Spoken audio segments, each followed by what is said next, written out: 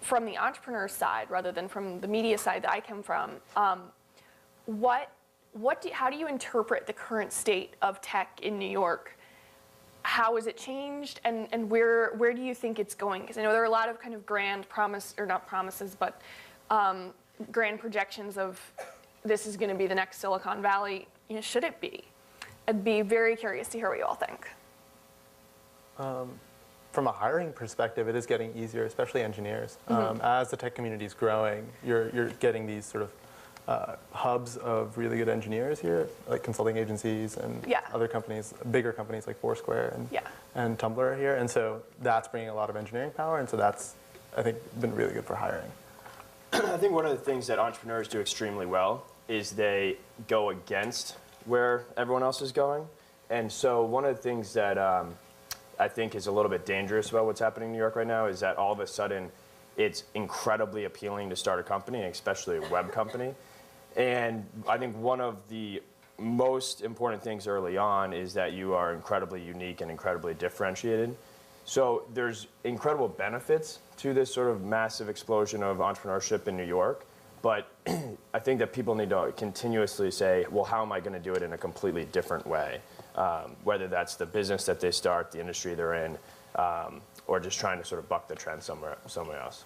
I've definitely seen, and you did not used to see this in New York, I've definitely seen people found companies for the sake of being able to say they're founders, and their companies are really kind of lukewarm. Yeah. There's some people who probably shouldn't be entrepreneurs. I may be one of them. I think you see that anytime it becomes, really, really trendy. It's also because with, if you sit around and read TechCrunch all the time, you think everybody's company gets $1 million from Andreessen, and then they're on this kind of hockey stick growth. And it's been interesting to me to watch, as things shake out, especially as some of the really frothy early funding dries up. You do see, who loves the spotlight, but also the 12 hours cranking on emails on a Saturday afternoon, and kind of what companies are sort of in it for the ups and downs, and who's only in it for the ups. Something that has been a little bit frustrating to me coming from Los Angeles and being raised there, where everyone's an actor, a producer, and a director. At some point, coming to New York, I started to feel like I started meeting entrepreneurs, VCs, and angels like directors, producers, and actors. So everyone's saying that they're a founder. But my experience of coming to New York and starting my company, I had pressed reset on my life. I moved across the country. I didn't know that many people. And I'm so grateful for the timing and the luck that I had that started to be, 2.5 years ago when the New York tech community really started to bubble up. And the community was very open, and I would go to events and people would be willing to sit down and, talk to me about my idea and willing to make introductions for me and inviting me to other events. And the community has actually been a tremendous asset and super helpful in the acceleration of, building my company, hiring the right people, and also helping us with our funding. So, the community is very real. And I think that as more companies are starting in New York and doing well, it is, of course, going to cause this ripple effect where everyone wants to, me too, start a company. But there is something very special and tremendous about the New York tech community that I have experienced personally. And it's, it is really special. Do you think it's going to stay that way? Because I know that there's a lot of talk right now about the Series A crunch. Venture capital is harder to find right now than it was even a year ago. And there's definitely a sense of community here, I think in part because we look at Silicon Valley and how sometimes in the startup world that's there right now, there's just this really, really intense competition. And New York, with this perspective of all these other industries, I think we like to say that we have perspective to get beyond that and to help each other rather than just be at each other's throats. But as things are, because most of the entrepreneurs in New York right now are first time, I would say, and as things get a little bit more difficult, as they're trying to get a Series B and maybe they can't do it, is that community going to stay, or are people going to start to kind of get on edge, do you think? I think the benefit that New York has over Silicon Valley is that the companies that are in New York have focused a lot more on revenue than the companies in Silicon Valley. And when you have a fundraising crunch, when you can't access fundraising, the other option you have is to become profitable, extend your runway, generate more revenue. And I think the companies in New York, if there does become like a real Series A crunch, then the companies in New York are better off because I think a lot of them have business models, they have revenue that they're trying to generate. You hear Catherine talking about how she's like, oh, I'm signing up this person to selling our information here, or signing up this deal, et cetera. Whereas in Silicon Valley, you often hear people never talk about, like, don't worry about business models, don't worry about revenue. So I think from a Series A crunch, it's good. But I think New York tech is almost like a foregone conclusion in my mind at this point. And the reason why I say that is I think it's all about having role models and examples that have been set.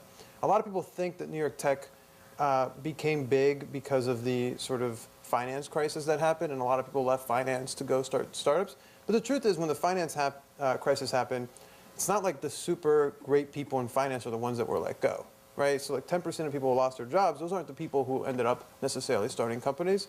What really happened is that in 2004, 2003, when you had companies like Meetup and Tumblr started, they started to give New Yorkers, like for instance, like me, like, oh, I didn't realize this, but you can start a tech company. There are people in New York who've done it. I took them as sort of examples of people who had done it. So all of a sudden I said, well, maybe I don't have to do finance. Maybe I could do tech. And then when New York Magazine puts a bunch of startups on the cover, all of a sudden your friends are like, oh, tech is a real thing. You can do your own startup, et cetera. And we've got companies like Tumblr and companies like Foursquare that have gotten big enough. And whether or not they have huge financial success or moderate financial success, they've basically set the path for everyone else. They've basically said, it's possible, you can do it. Google has opened up an office in New York. There's tons of engineers here. Facebook has opened up an office. Twitter has opened up an office. It's a foregone conclusion in my mind. Now, will it be bumpy? Of course it'll be bumpy. It's always bumpy. There will be a bunch of startups that fail, some startups that succeed. But I think at this point, it's like a foregone conclusion that New York tech is here to stay. The examples have been set. The engineers have come. And I think it's going to be, it's going to be here to stay. And who's great to hire? I mean, if I see a resume from someone who's been in a startup, even if that startup has failed, I'm almost more excited by that resume because they've been in the trenches. They've seen, presumably some things that have worked and some things that haven't. And so I feel like, as sad as it is when a company doesn't work out, those people often either recycle and they start another company, they go work and make existing companies stronger. And to your point about revenue, when we were fundraising in Silicon Valley, about half the VCs that I spoke to told me, go back to your clients and stop charging them. I just want you to focus on growth. I was like, I'm getting like $10,000, $20,000 deals for an enterprise product that's solving a very clear pain point. Why on earth would I turn that money away? But there's very much, my investors in New York are like, how much is your revenue this much? How much is your revenue? How much is it growing? And not all, but a lot of people we spoke to on the West Coast were like, don't worry about that. Don't price because you don't know what you should price it at. So don't price it at anything. Give it away for free, and we'll worry about that later. And I disagree with that, but that's why I'm here. Community is something that's, I've mentioned a couple times, but going back to what Vin said about actually seeing that it's possible is huge. And, you're asking, is that community at stake? Is it going to go away? And I think, it is the duty of the entrepreneurs in New York and people at startups to kind of reach out and inspire other people to start companies. And I'm not saying I have very limited time and very limited bandwidth, but when people do email me and ask me for advice or ask if I can do a phone call, I mean, my head spins with emails, but I always try and find the time, whether it's one day out of the month on a Sunday where I dedicate to like getting back to people and helping. And it's part of that community of, if you can see, specifically with female entrepreneurs who I, personally, spend a lot of time with, if they can see someone who had the courage to jump and start a company, and they can see what that looks like, a year out, a year and a half out, even 3 months out, now they know that there is a path to go down. And so I think it is, there is a little bit of responsibility as someone who's doing it to always kind of look back to the people that are maybe 6 months, 9 months, a year and a half behind you and kind of drop the little breadcrumbs and say, come on, you can do it. And that is something I think that's really special about the New York community, but also I think that it's important that whether it is, you write a blog or you respond back via email or speak on panels like this, I think it's really important to kind of let people see that it's possible and also be very honest and transparent about what it really is, because it sucks sometimes. And I think that it's really important.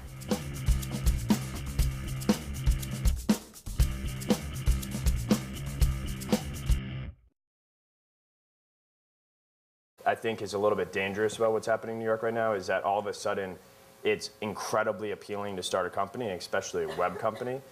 And I think one of the most important things early on is that you are incredibly unique and incredibly differentiated.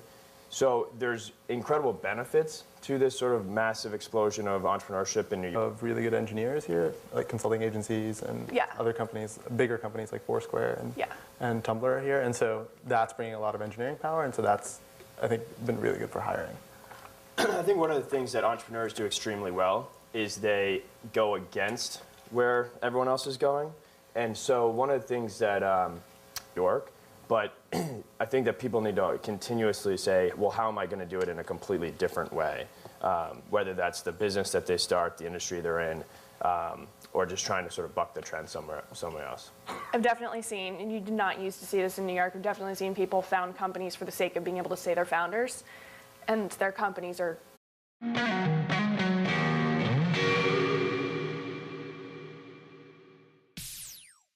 from the entrepreneur side rather than from the media side that I come from. How do you interpret the current state of tech in New York? How has it changed, and where do you think it's going? Because I know there are a lot of kind of grand not promises, but grand projections of this is going to be the next Silicon Valley. Should it be? I'd be very curious to hear what you all think. From a hiring perspective, it is getting easier, especially engineers. As the tech community is growing, you're getting these sort of hubs of